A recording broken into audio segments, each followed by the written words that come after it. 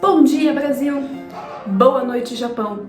Já é jogos! E eu queria começar esse vídeo falando que balé tem tudo a ver com as Olimpíadas. Ah, mas o balé é arte. As Olimpíadas é esporte. O que tem a ver uma coisa com a outra? Tem tudo a ver. Então fica aí, roda a vinheta, que eu vou contar um pouquinho mais. E aí, meu povo bailarinístico, como vão vocês? Eu sou a Tamires Reis e sejam muito bem-vindos a mais um vídeo aqui no canal que dá início a uma série sobre balé e Olimpíadas. Para quem não sabe, os Jogos Olímpicos começaram 2000 anos antes de Cristo, teve uma pausa e foi oficialmente recomeçado em 1896 em Atenas, dando assim início aos Jogos Olímpicos da Era Moderna. O Brasil acabou sediando uma dessas edições agora há pouco, em 2016, eu tava lá, foi muito legal.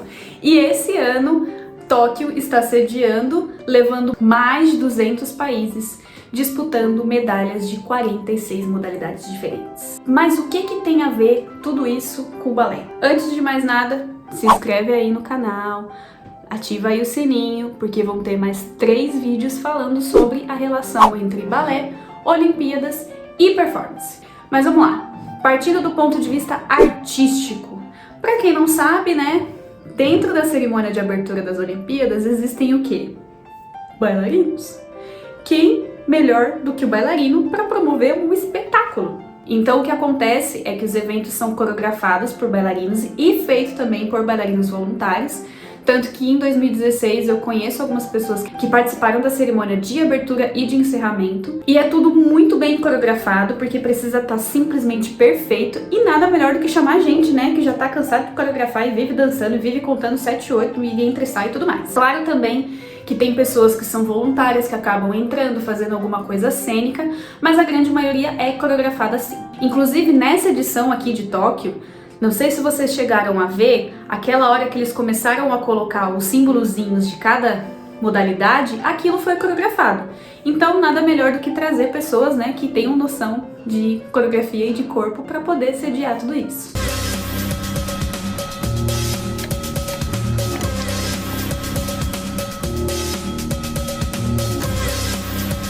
Mas também tem outro ponto. Enquanto acontecem os jogos, muitas vezes eles acabam reunindo uma boa parte dos ginásios um perto do outro. Aqui no Brasil aconteceu lá no Parque Olímpico, lá no Rio de Janeiro, e um intervalo de um jogo para o outro, eles precisavam fazer com que as pessoas continuassem lá, né? Até porque, né, imagina você ficar lá esperando 1 hora, 2 horas, enquanto vai começar o outro jogo sem nada o que fazer. Então esses locais eles acabam colocando opções de entretenimento que muitas vezes são compostos por bailarinos. Por quê? Porque nada melhor do que você chegar num país que você não conhece e você conhecer um pouco mais daquela cultura.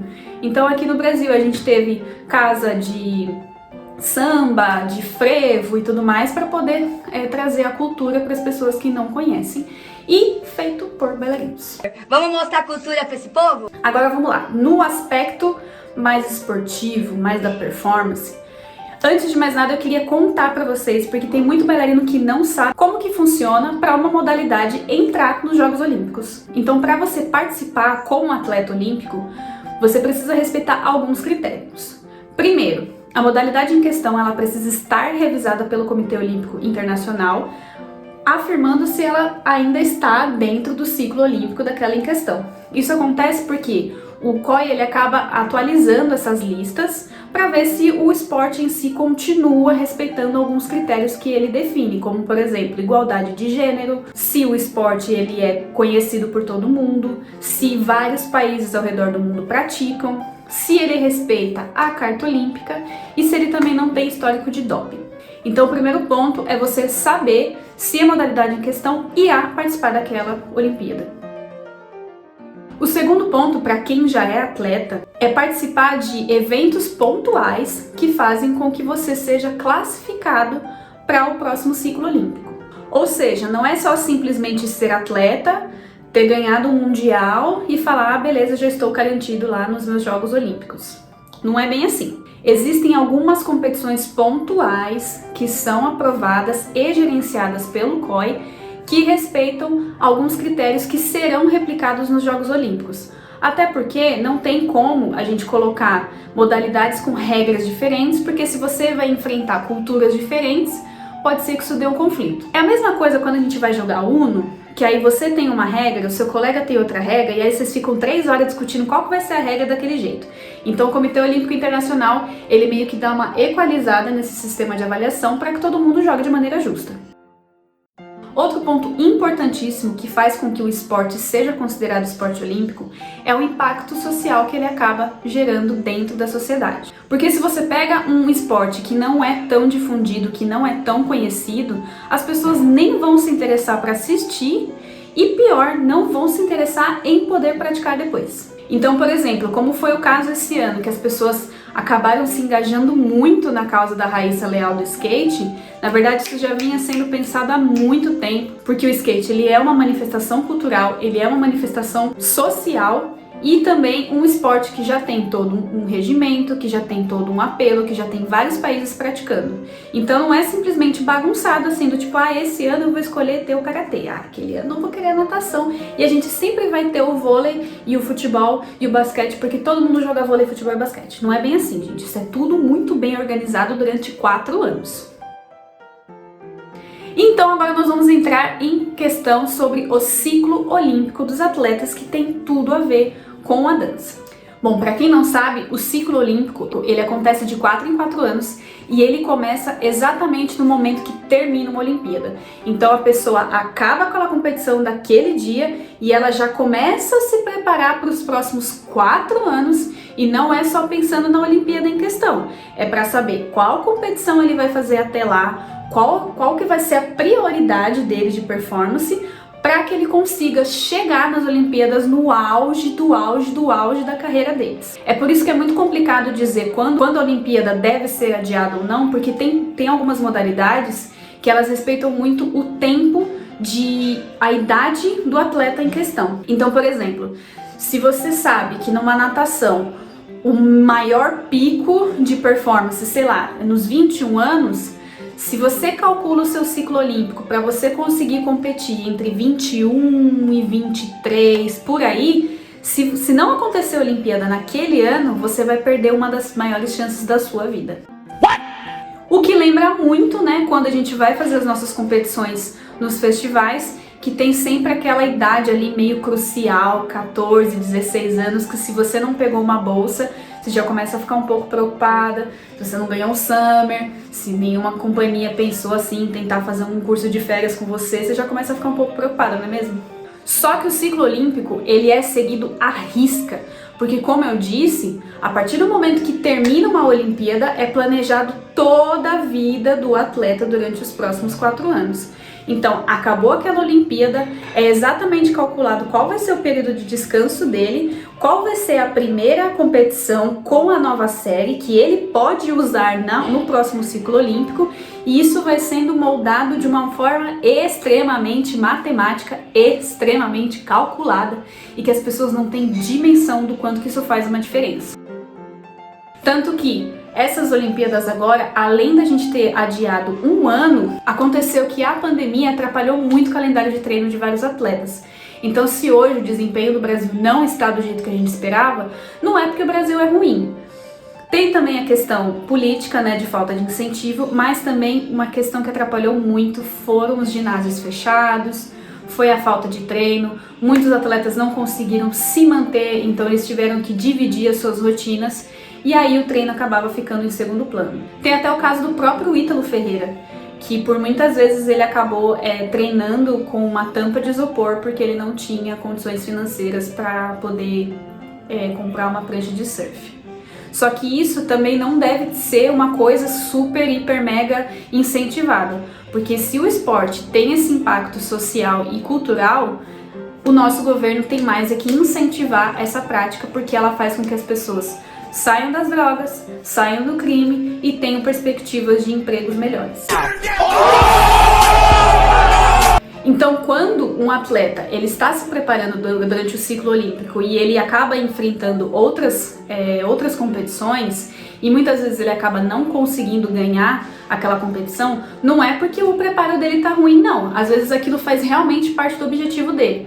Então, se por exemplo, a gente pegar um atleta do tênis, que ele vai ter lá um campeonato regional, nacional, mundial e Olimpíadas. No campeonato regional, pode ser que ele queira realmente ficar em primeiro lugar para ver como é que tá a questão técnica dele. Pode ser que no nacional ele queira ficar entre os 4 primeiros. E para o mundial ele conseguir ficar entre os 2 primeiros, 3 primeiros, etc. Para quando for na Olimpíada ele ir atrás do ouro, porque ele sabe que ele teve competência daquilo e ele estudou para aquilo e ele treinou para aquilo. Além de que o fato de você estar preparado para as Olimpíadas quer dizer que você precisa também estar preparado pela pressão e também pelas possíveis lesões que podem ir acumulando ao longo dos 4 anos. Não vou mentir que as Olimpíadas, nesse sentido, elas acabam machucando muitos atletas, mas não é por conta da falta de preparo. É porque naquele momento, provavelmente, tem uma questão da pressão psicológica, tem também a questão do clima, do fuso horário, então tudo isso influencia diretamente e é por isso que o ciclo olímpico é tão importante, porque ele vai condicionando e vai se preparando para quando chegar nesse ponto, ele, mesmo machucado, consiga fazer um bom trabalho, que é o caso que aconteceu com a Flavinha. Ela teve uma lesão, ela conseguiu segurar até o momento em que ela conseguiu pelo menos fazer a prova da trave para garantir a classificação dela depois. Então, às vezes, nem sempre quem ganha todos os ouros de todos os campeonatos tem que ser o maior atleta de todos, como é o caso do Medina. Ele ganhou todas as medalhas nos outros campeonatos, mas não conseguiu ganhar o ouro olímpico. Isso não quer dizer que ele seja ruim, às vezes aquele não era de fato o objetivo dele, ou simplesmente não deu porque o ciclo olímpico dos outros competidores foi melhor trabalhado do que o dele.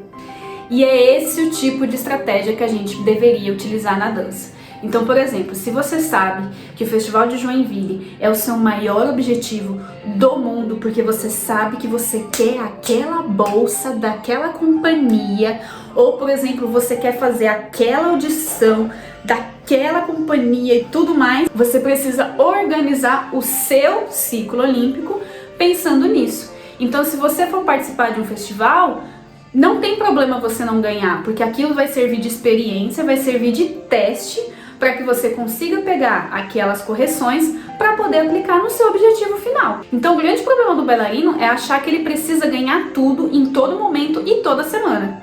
Mas a gente bem sabe que nem em temporada de companhia a gente consegue dar 100% a temporada completa. Até porque, imagina você dançar pelo menos umas 4 vezes por semana o mesmo balé. Em algum momento você vai se sentir cansado e você vai ter que pisar um pouquinho no freio. Agora, vocês sabem, né, que existem modalidades olímpicas que usam o balé como preparação física, né? E eu não estou falando só da ginástica. Para quem não sabe, existem outras modalidades super diferentonas que usam a preparação física através do balé clássico para poder aprimorar a sua técnica. Eu vou falar alguma delas. A gente tem o nado sincronizado, que é muito pautado pela música, pela estética, pelos pés esticados, pela sincronia. Então elas acabam utilizando o balé para poder desenvolver esses aspectos. O tênis, porque muitos atletas já acreditaram que a agilidade do bailarino e do deslocamento rápido auxilia muito no manejo da raquete e no deslocamento dentro da quadra. O boxe, tem noção de que um dos maiores boxistas do mundo disse que só conseguiu ganhar todos os campeonatos que ele se propôs porque tinha uma pequena professora de balé utilizando técnicas de flexibilidade e de controle muscular dentro dos treinos dele. Inclusive, tem até uma entrevista que ele fala que ele só perdeu um dos grandes campeonatos da vida dele porque a professora de balé dele, infelizmente, quebrou o pé e não conseguiu mais visitar os treinos dele. E também o atletismo. Inclusive, tem um caso de um grande atleta brasileiro, Jadel Gregório, que ele incluiu o balé clássico, alegando que se um bailarino consegue sair do chão com uma leveza e velocidade, por que ele, que faz justamente o salto triplo, não pode aprender com a gente? Muito louco, né? Fora outras modalidades, como por exemplo o rugby, o basquete e até o crossfit já experimentou a técnica clássica, mesmo não sendo uma modalidade olímpica ainda, que vai que, né? Então assim, sinceramente, se você acha que o balé fica de um lado e o esporte fica pro outro, eu acho que é melhor você rever os seus conceitos, porque a gente pode beber muito dessa fonte inesgotável que é a ciência do esporte, para nós que trabalhamos também com o nosso corpo e precisamos dele bem para momentos específicos e que a gente precisa estar no ápice da nossa performance. E se você é como eu, cadelinha das Olimpíadas, que ficou virando a noite tentando ver o máximo possível, compartilha com seus amigos que ainda falam que balé não é esporte e se inscreve aí porque vai ter ainda mais vídeo falando sobre esse assunto que eu sou simplesmente apaixonada. E é isso, pessoal, vejo vocês no próximo vídeo, até lá!